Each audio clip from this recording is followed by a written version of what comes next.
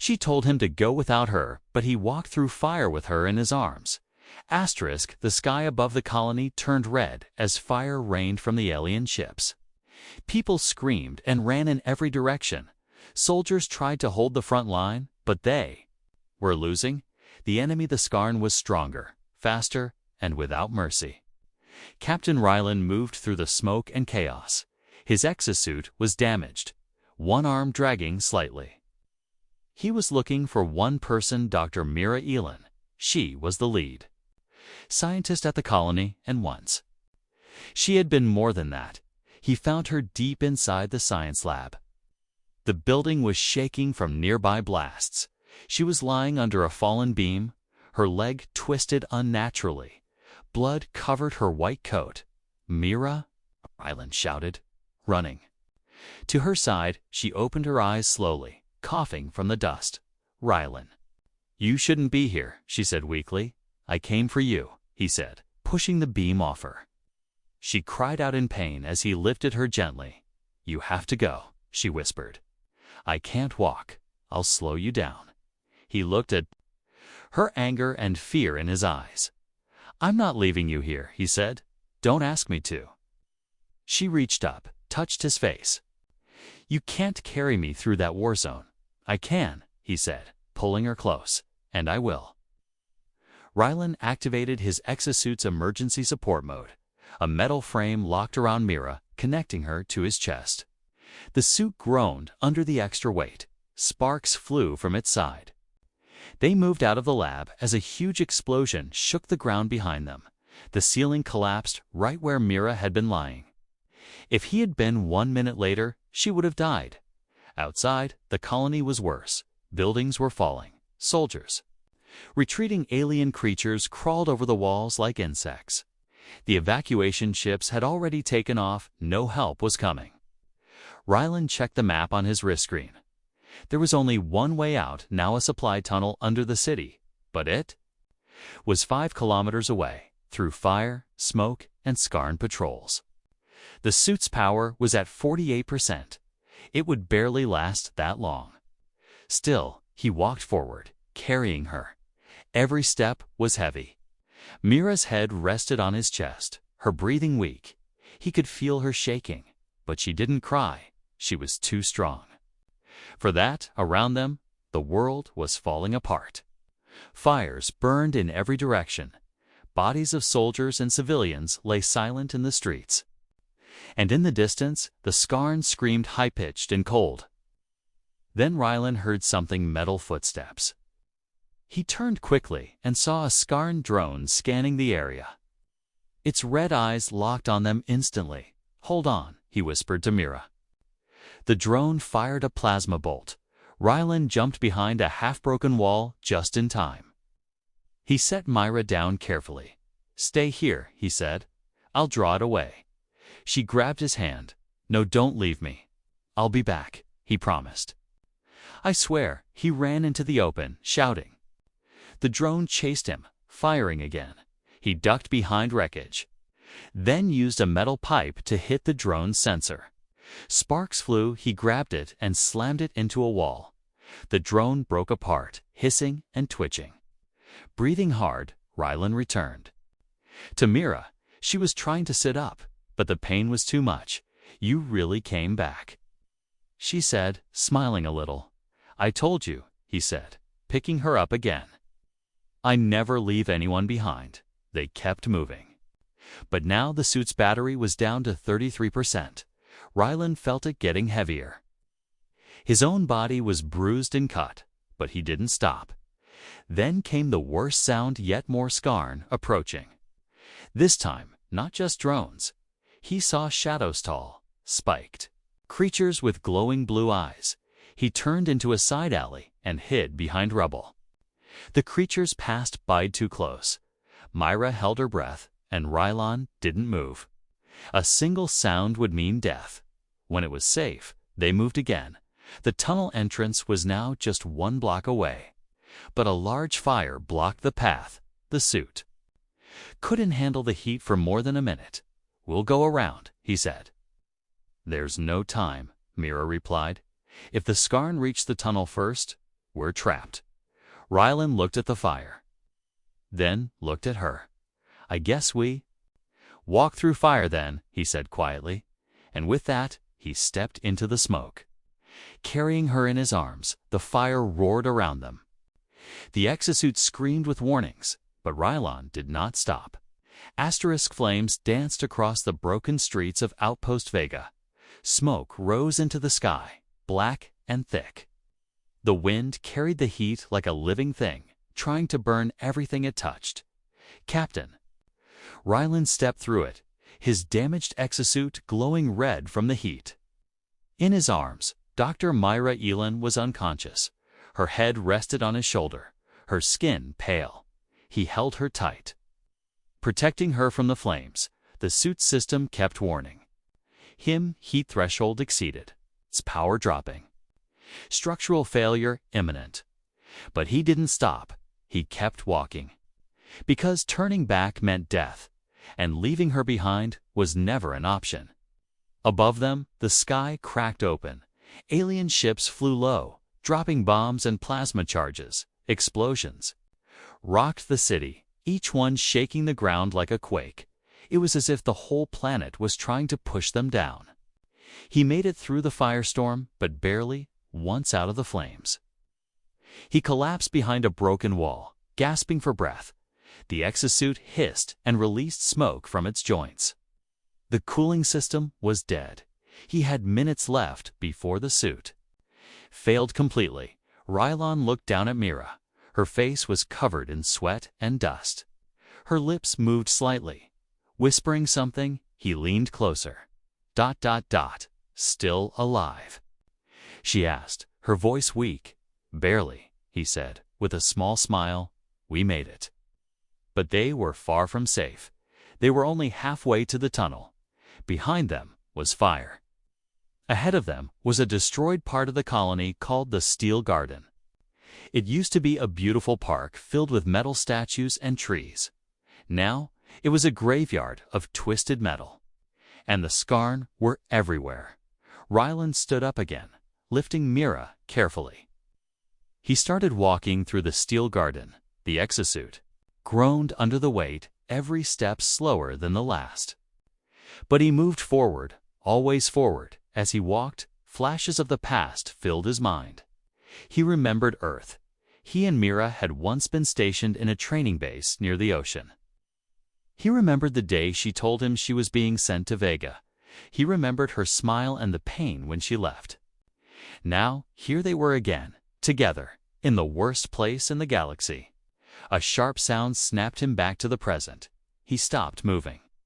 A Scarn drone hovered above the statues. It scanned the area with red lights. If it saw them, it would call.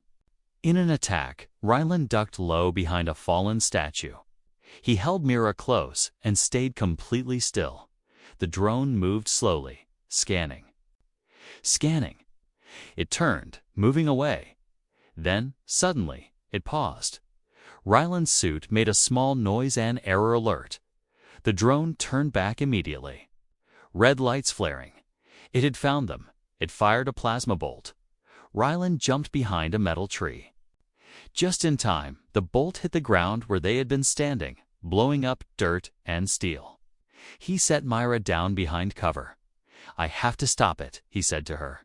She grabbed his hand weakly. You can't fight like this. You'll die. I won't let it call for backup, he said, and stood up. The drone fired again. Rylan rolled under it, grabbing a piece of sharp metal from the ground. He jumped onto the drone's body and stabbed it into the wiring. The drone shook violently, throwing sparks. It slammed into a wall and exploded. Metal pieces flew in every direction. Rylan hit the ground hard, sliding across broken concrete. He coughed and stood up slowly, limping back to Mira. She looked at him with wide, scared eyes. You're insane, she whispered. He smiled. You always said that. Suddenly, the sky above them lit up. A massive alien ship had entered. The atmosphere, it was black, long and shaped like a dagger from its belly. Fire rained down across the colony. One of the blasts hit nearby. The shockwave threw Rylan and Mira through the air. They landed hard in the middle of the steel garden. The suit cracked power dropped to 12%. Rylan groaned, blood on his forehead. He crawled over to Mira, who wasn't moving. No. Come on, Mira, he whispered, shaking her gently. She opened her eyes slowly. I'm here, she said. Just tired. We have to move. Now, he said, but before they could get up, they heard it, a new Skarn soldier, heavier and faster than before. It had 4 legs, 2 arms, and a glowing energy blade. It saw them and charged. Rylan stood up fast. Lifting Myra again, he turned to run, but the exosuit gave its final warning. Power at 5%. Shutdown imminent. He kept running. Behind them, the Skarn roared, its blade humming. The tunnel was now less than 500 meters away, but they wouldn't make it at this speed. And just as the Skarn raised its weapon to strike a blast of energy, hit it from the side, someone else had fired another human. A survivor. Rylan turned, shocked, and saw a figure in a soldier's uniform holding a plasma rifle. Come on, the soldier yelled. This way. Rylan didn't wait. He ran toward the voice. Mira in his arms, fire in the sky, and death close behind. Rylan could barely see through the gray smoke that covered the world like a heavy blanket. The soldier who saved them was leading the way through a ruined alley. He didn't speak much, only glanced back now and then to make sure Rylan and Mira were still behind him. Rylan carried Mira close, her head resting on his chest. The exosuit was nearly dead. Only 3% power remained, and most of the systems had already shut down. They reached a narrow service hatch behind a collapsed building. The soldier pointed to it. This tunnel leads out of the colony zone, but you won't like what's ahead. What do you mean? Rylan asked, his voice hoarse from smoke. The ash fields, the soldier said. It used to be farmland before the Skarn burned it. Now it's a dead zone, hot, dry, and full of windstorms. It's your only way to reach the safe zone before the rest of the colony falls. The soldier handed Rylan a small battery pack. It's not much, but it might keep your exosuit alive long enough to get through. Then he looked at Myra. Is she someone important? Rylan looked down at her. She's everything, he said simply. The soldier nodded, then disappeared back into the smoke. There was no time to thank him. Rylan connected the battery 1% more, just enough to keep walking. Then he stepped into the tunnel and began the long journey toward the ash fields. It took nearly 2 hours to reach the far end. The tunnel was broken in places, filled with rubble and leaking pipes. Twice Rylan had to crawl through tight spaces. While holding Mira on his back, his body was covered in bruises and ash. His breath short, still he did not stop. Finally, a hatch opened to daylight. But what Rylan saw didn't feel like hope. It felt like punishment. The ash field stretched for miles flat.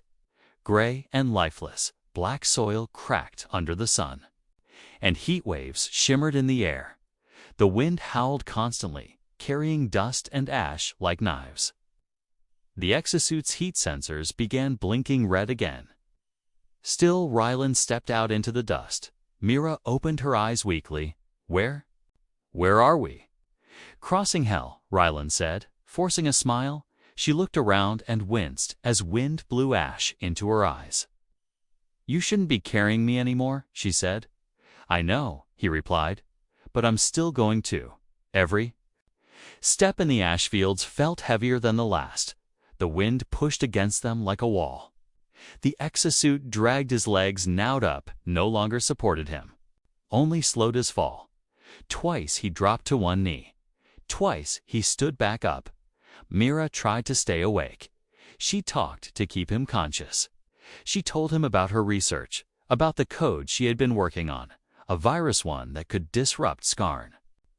Communication, if we make it to HQ, she said. I can finish it. Rylan smiled through the dust. Then we keep walking. Hours passed. There was no sun anymore, only smoke in the sky. Then Suddenly, the wind died. Too quiet, Rylan paused. He turned his head slowly and saw movement behind the dunes of ash. Skarn, not many, but enough. They had tracked them. Following the trail of soot, heat, and footprints, Rylan looked ahead in the far distance, maybe 2 kilometers away. Was it? Broken tower. It might offer shelter, maybe even a signal booster. He had no choice. He started running. The exosuit screamed warnings again. System failure. Balance core disabled. He stumbled, but kept moving. Behind him, the Skarn screeched. Now visible fast, spider-like and armed. Mira gripped his chest tightly. Rylan, you can't outrun them. I'm not going to, he said. I'm going to outlast them. They reached the base of the broken tower just as the Skarn fired. A plasma bolt hit the ground to their left. Sending up a wave of hot ash, Rylan dove behind the base of the tower, shielding Mira with his body. His suit finally shut down completely. Now he had nothing but his arms, his mind, and what strength was left in his human body. The Skarn moved in closer, but they didn't rush. They knew he was tired. They wanted to play with their prey. Rylan searched around and found a metal pipe buried in the ash. He picked it up, hand shaking. He looked at Mira. You stay down. Then he stood. One man against 3 alien hunters. No power, no armor, no chance. But he wasn't afraid. He was angry. They thought he would give up. They thought he would run. They didn't understand humans fight hardest when they're about to fall. The first Skarn charged. Rylan swung the pipe with all his strength. It hit the creature's arm. Sparks flying. He ducked, rolled, stabbed upward, pure instinct. The second tried to flank him. He kicked sand in its eyes and struck again. The third paused, confused. This human should have been dead already. Rylan didn't wait.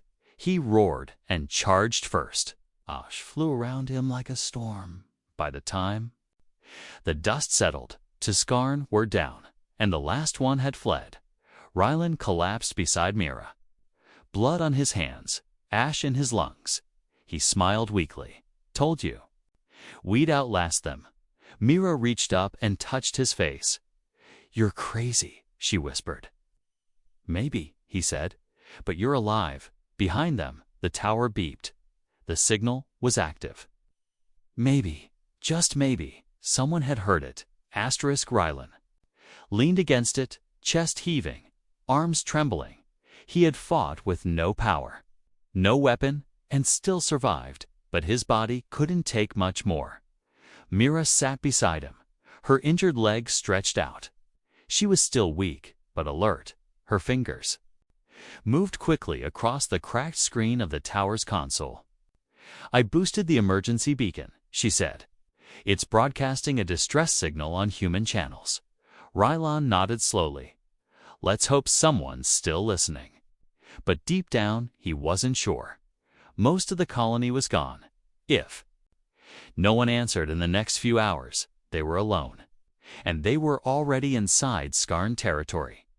The ash fields had ended, but the land ahead was worse. They entered a wide valley of black stone and glowing blue veins. The air buzzed with strange energy, and the ground was warm beneath their feet.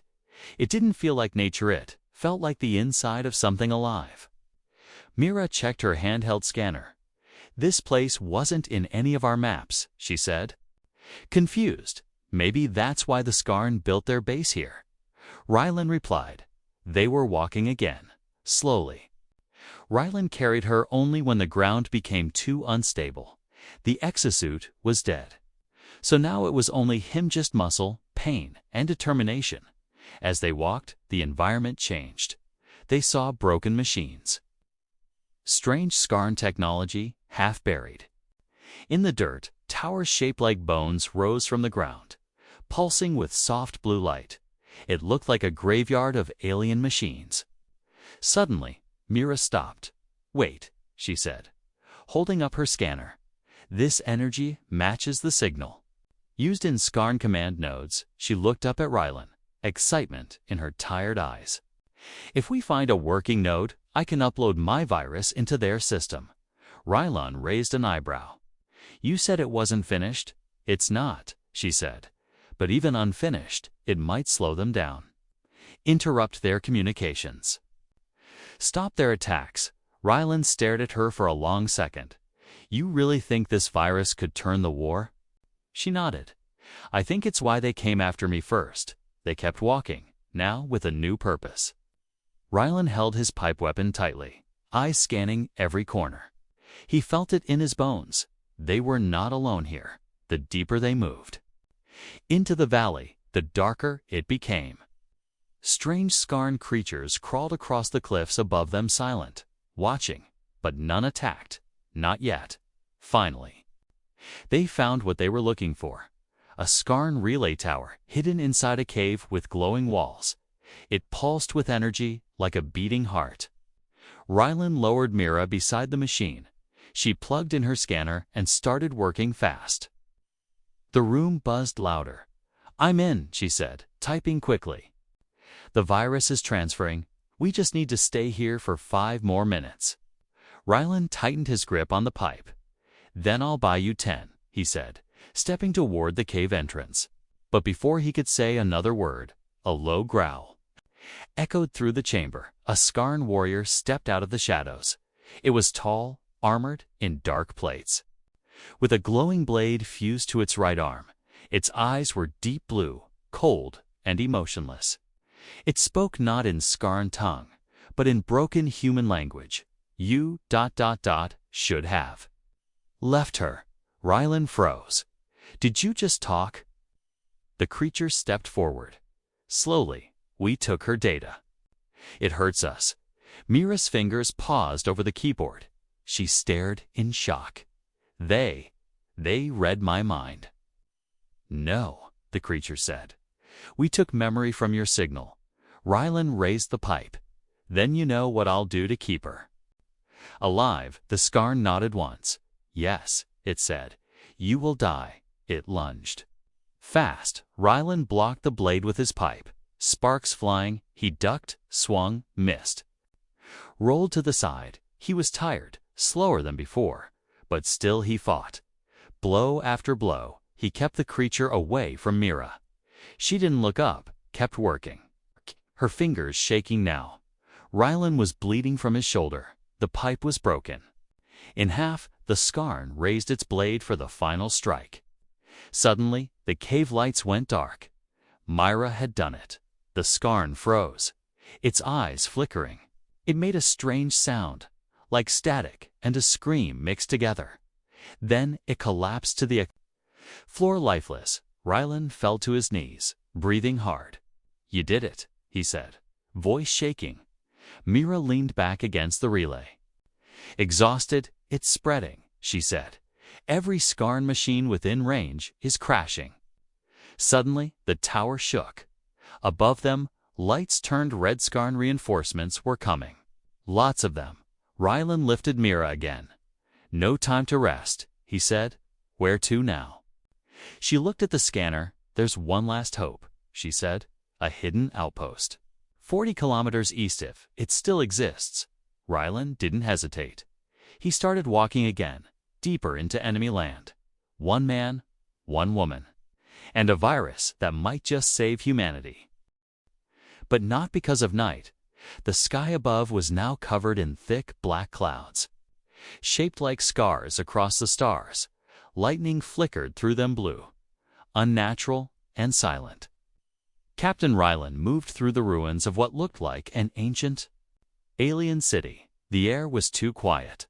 No wind, no birds, no buzzing Scarn machines. Only the soft hum of old energy buried deep beneath the stone. He carried Mira in his arms, her breath shallow but steady.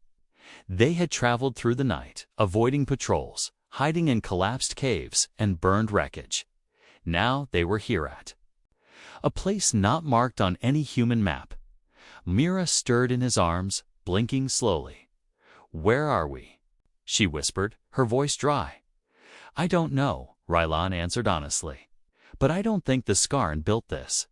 The city was made of smooth black stone, carved into shapes too perfect to be natural. Tall towers curved inward like claws. Reaching toward the sky, symbols glowed faintly along the wall's soft blue. Pulsing slowly like a heartbeat, Rylan placed Mira down beside a strange pillar. She leaned back, eyes scanning the walls. These markings. They're older than Skarn tech. This could be pre-Skarn civilization. Rylan frowned. Something more dangerous than the Skarn? Amira nodded. If this city belongs to what came before them, maybe that's why the Skarn avoided it. They explored deeper. The ground was solid, but cold. The buildings were still intact, untouched by time or war. It felt like a museum with no visitors. A tomb without a name. Then they reached the center of the city, on open plaza with a black dome in the middle. The dome was humming, and in front of it stood a pedestal with an interface. Myra touched it, and the symbols lit up instantly. The ground rumbled, and a voice echoed from deep below. Mechanical.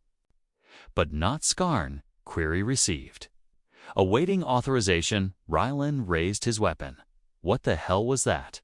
It's an AI, Mira said, amazed, ancient, but still alive. She looked at the interface, thinking, then said clearly, access granted human. Survivor, resistance. There was a pause, and then accepted. The dome split open, like a flower, revealing stairs leading underground. Rylan hesitated. Are we seriously going down into that? Mira gave a tired smile. If the Skarn fear this place, it might be our best chance. The staircase took them deep underground. Lights came on as they walked, glowing with a soft blue light. They entered a circular chamber, walls covered in moving lines and glowing glass. In the center floated a small orb. It pulsed gently as they approached. Then it spoke. Designation, Echo Core. Function, tactical guidance, data defense, biological translation. Rylan blinked. It's an assistant AI. Myra stepped closer. I need your help, she said. We're fighting the Skarn. I built a virus that damages their network. But we need a way to finish it and send it across the entire system. The orb pulsed brighter. Data connection detected. Uploading virus sample. A moment passed, then incomplete, yet effective. Origin of code. Human unusual efficiency. Myra smiled weakly. Thank you. But then the AI's tone changed. Warning, Skarn forces detected. 10 kilometers. West, estimated time to arrival. 17 minutes. Rylan stood up quickly. They found us. Myra looked at the orb, desperate. Can you help us escape? Do you have weapons? A signal booster? Anything. The orb hovered. Local defense systems. Offline, power limited. One option available. Energy core transfer to mobile unit. What does that mean? Rylan asked. I transfer myself into your suit's neural net. I guide you. Boost short-term suit power. But once done, I am lost. Rylan looked at Mira. Will it help you finish the virus? She nodded slowly. Yes, but it will cost. The AI, its life. There was silence for a long moment. Then the orb said, I was built to protect minds that resist destruction. That is my final purpose. Rylan opened the chest panel of his dead exosuit. The orb floated in and locked into place. The suit came alive again just for a moment, enough to run, fight, or survive. Connection complete, the orb whispered. Let's walk. They emerged from the dome just as the sky flashed red. Skarn dropships had spotted them from above. Rylan turned to Myra. Where's the outpost? Still 30 kilometers, she said. But if the signal gets through, reinforcements might meet us halfway. Rylan picked her up again. The suit legs hummed. Powered by ancient energy, lights lit up along the path east activated by the A. Showing the way, behind them, the Skarn dropships landed. Warriors began to pour out more than ever before. And yet, Rylan didn't run. He moved forward, slow but steady. Because he had what no machine could copy. No enemy could kill the will to protect, to carry, to survive. And now, he also had a guide from a forgotten world. Asterisk ahead of them stood the path to the outpost, a narrow canyon wall that reached nearly 100 meters into the sky. The only way forward was up. Rylan looked up at the cliff, then down at Mira in his arms. The ancient AI in his suit hummed gently, powering the legs and assisting his balance. Warning, the AI said softly. This path is unstable. Skarn forces approaching from the west. Immediate ascent advised. Rylan clenched his jaw. I figured the sun had vanished again. Red shadows danced across the rocks as Skarn ships flew low. Scanning the land, the AI projected a map into Rylan's visor 30 kilometers east. At the top of this canyon, it's the remains of a long-lost human outpost. Maybe empty, maybe a trap, but it was the only chance left. Mira coughed in his arms. Her face was pale, her breathing weak, still. She opened her eyes and looked at the steep climb ahead. You can't carry me up that, she whispered. I can, Rylan said quietly. I will. You'll fall, she said. Then I'll fall trying. He answered, not slowing. The climb began. Each step was slow and careful. The stone underfoot cracked in places. Loose gravel threatened to pull them down with a single slip, but the AI helped. It adjusted the balance of the exosuit. Using the last bits of ancient energy, it scanned the cliff wall, choosing the safest path. This climb will take 1 hour, the AI said. Energy level, 22%. Risk of shutdown. High. Rylan didn't respond. He just kept climbing, one step at a time.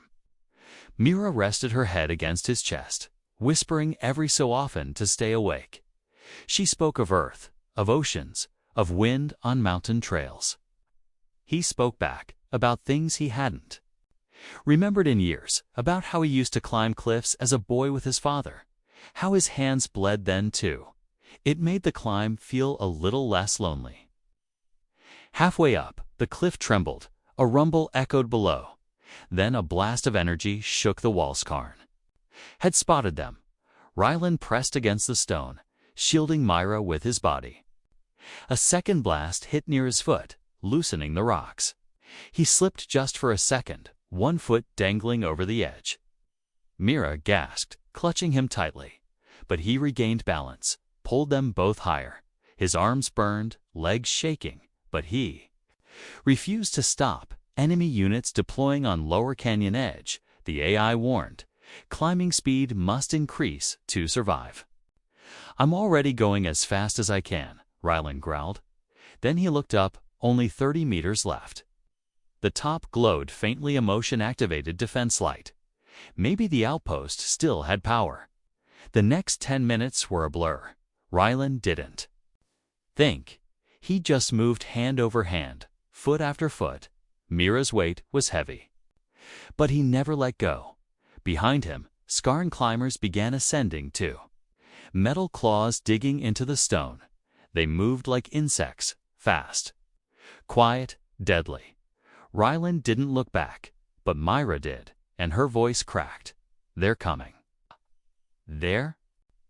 Faster than us, I know, he whispered. 10 meters from the top, the suit began to fail. The AI spoke gently. Power level, 6%. Final surge available. Use with caution. Use it now, Rylan said. The suit responded with a surge of energy, one last boost.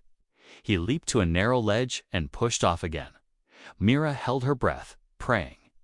The top of the cliff was almost within reach, and then a Skarn claw grabbed his ankle. He kicked wildly, hitting stone. The creature pulled harder. Rylan slipped an inch. But then, the AI pulsed a final jolt to his arm hydraulics. He slammed his free hand into the cliff edge, fingers gripping rough stone with a final roar of effort. Rylan pulled them both over the edge. They tumbled onto the hard surface of the canyon top. Dust and gravel scraped their skin behind them. Scarn claws reached up still, trying to climb.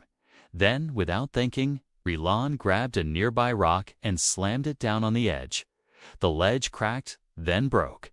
The Scarn climbers fell with a metallic scream crashing down to the canyon floor.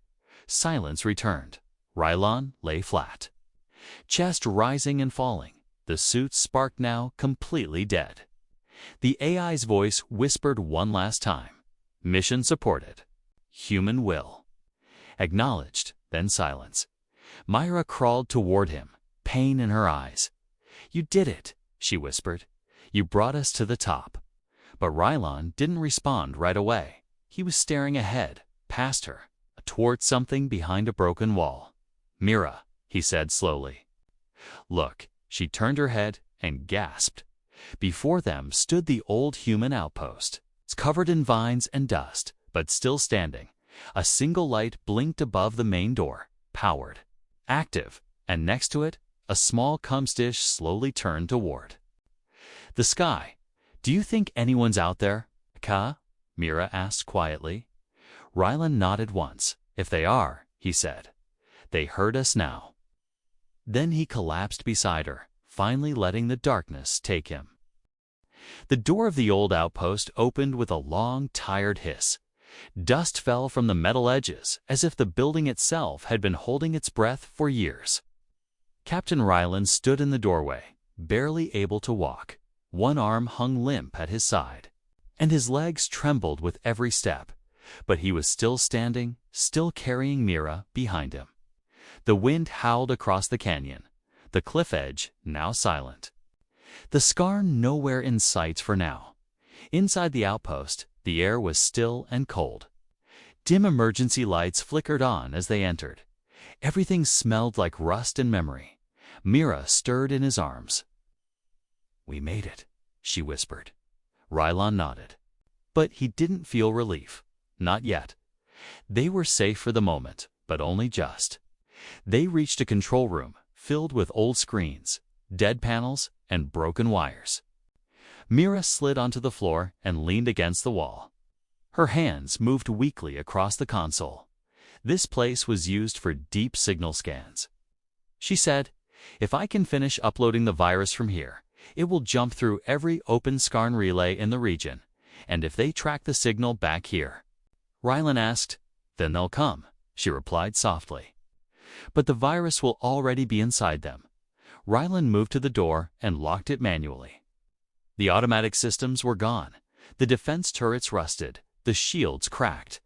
If the Scarn came now, there would be no high-tech fight, just walls, fists, and time. Myra called out. I need 10 minutes to finish this. Maybe less. Rylan checked his pistol, only one shot left. The pipe weapon was broken. His exosuit dead. He looked around the outpost. Old crates, metal rods, shattered armor. He gathered what he could and began building makeshift traps near the entrance, small things, tripwires, spikes, anything to slow them down. Outside, the sky changed again. Dark clouds broke open with blue lightning. Then came the Scarn dropships. Closing in, Rylan stood by the door, watching them descend. He didn't move, didn't run, didn't flinch. Because some men don't run from the fire. They become the wall that stops it. Inside, Mira's screen lit up.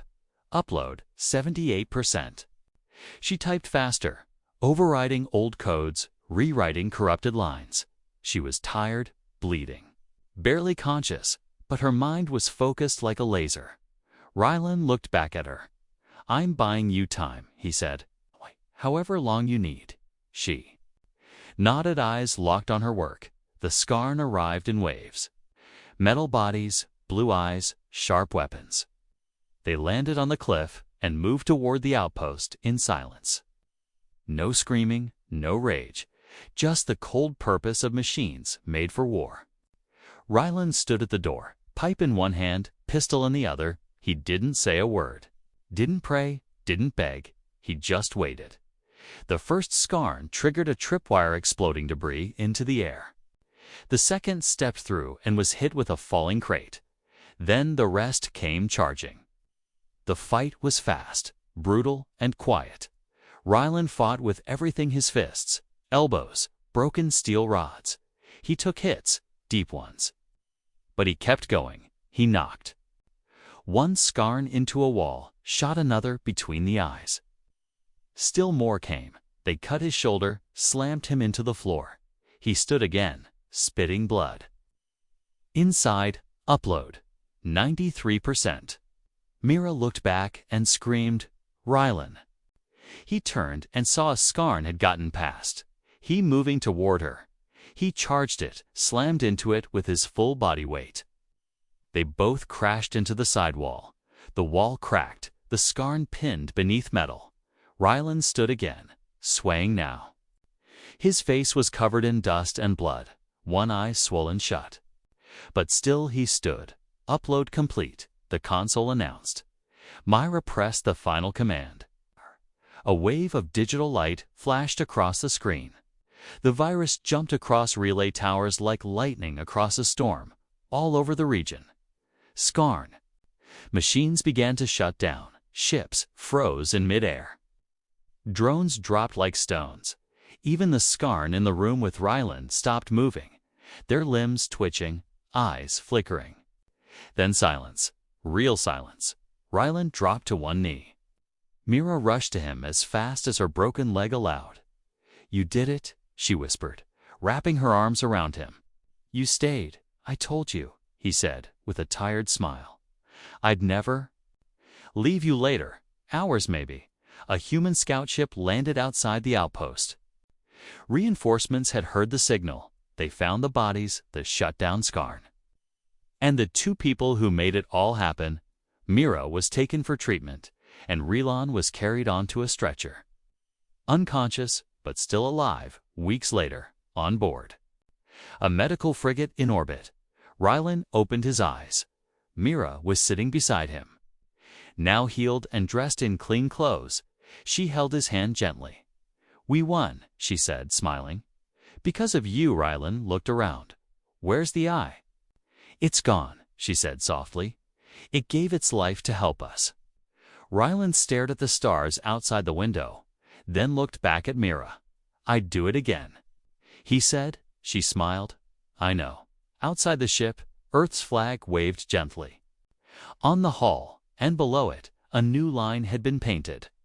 "Never leave them behind."